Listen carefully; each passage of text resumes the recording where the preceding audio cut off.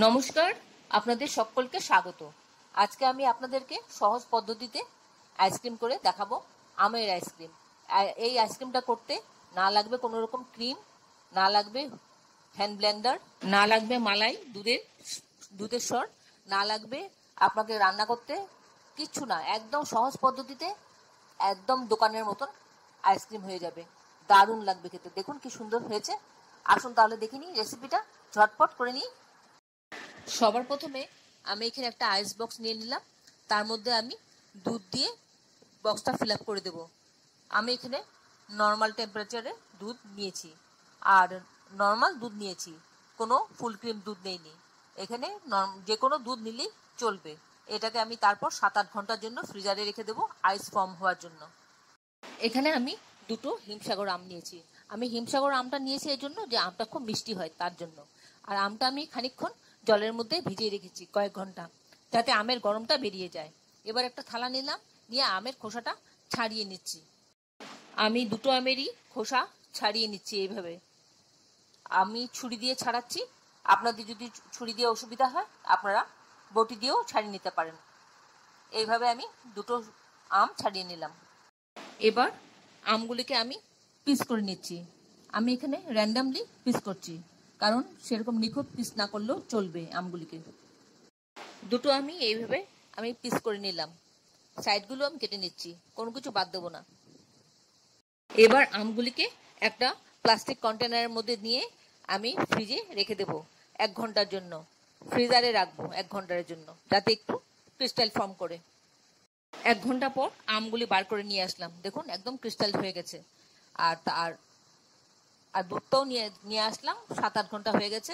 এবার সবটা একসাথে মিক্সিং জারে দিয়ে দেব, দিয়ে একটা ফাইন পেস্ট তৈরি করে নেব।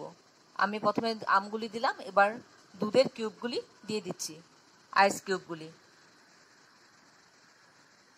এবার সবগুলি একসাথে দিয়ে একটু মিক্সিং জারে ঘুরে নেব। এর সাথে একটু 1/2 কাপ চিনি দিয়ে দিলাম, কারণ আমটা খুব মিষ্টি ছিল, তাই বেশি চিনি লাগেনি। তারপর একটা কন্টেনারে আমি পেস্টটা দিয়ে দিলাম, একটা ফাইন পেস্ট দিয়ে একটু সেট করে ট্যাপ ট্যাপ করে নেব।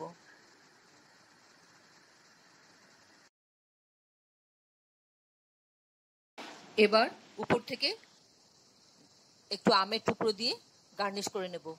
আর খাবার সময় এই আমের টুকরোগুলি মুখে পড়লে বেশ ভালো লাগবে খেতে।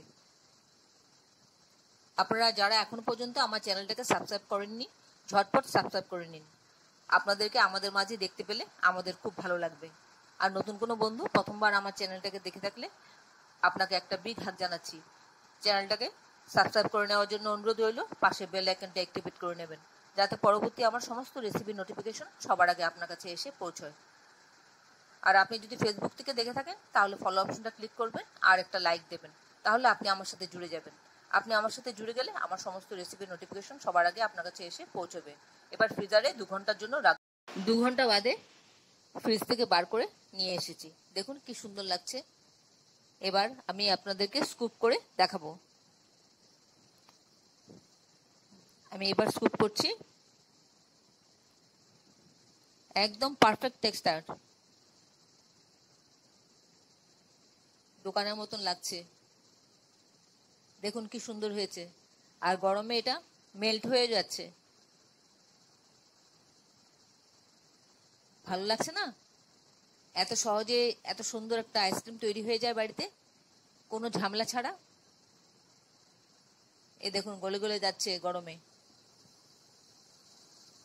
এইভাবে সার্ভ করে এনজয় করুন, খান। এই গরমে খুব ভালো লাগবে। এখন বাজারে প্রচুর আম। আশা করি আপনাদের ভালো লেগেছে আমার এই রেসিপিটা। এতক্ষণ ধৈর্য ধরে আমার এই রেসিপিটা দেখার জন্য আপনাদেরকে অসংখ্য অসংখ্য ধন্যবাদ। আপনারা সকলে ভালো থাকবেন, সুস্থ থাকবেন, ঈশ্বরের কাছে এই কামনা করি। আর এই ধরনের নতুন নতুন রেসিপি দেখতে আমার চ্যানেলটাকে সাবস্ক্রাইব করে নেবেন, পাশে বেল আইকনটা অ্যাক্টিভেট করে নেবেন। তাহলে ভিডিওটা আজকে এখানে শেষ করছি। আবার দেখা হবে আপনাদের সাথে অন্য কোনো এক রেসিপিতে। ভালো থাকবেন। নমস্কার।